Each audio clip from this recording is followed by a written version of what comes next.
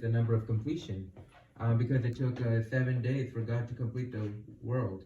It took the 7 trumpets, 7 horns, and I just think that's cool. First, I'd like to go to, everyone please turn to Isaiah chapter 9, verse 6.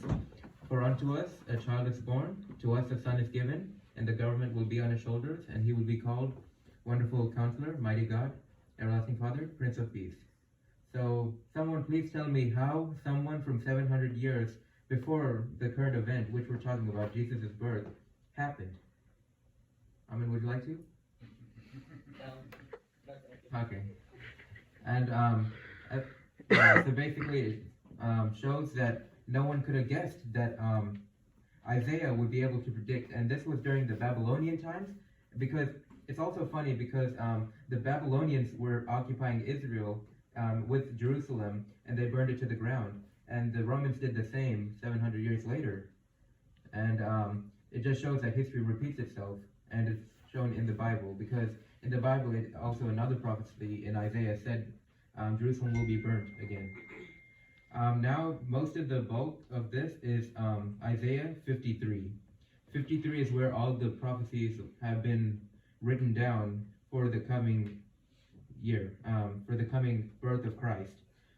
And also Malachi,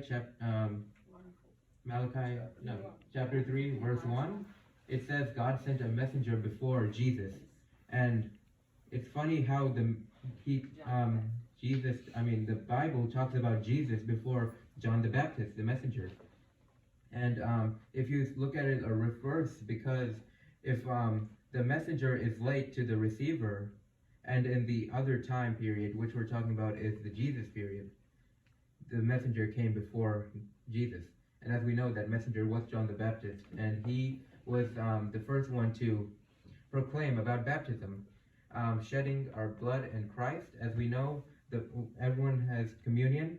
We take the body as bread and his wine as blood, and the body that's been broken to save our sins, and that's through baptism as well. Baptism, we are dunked in the water, symbolizing our tearing away from our former self, our sinful self, and we're brought life because of God and Jesus.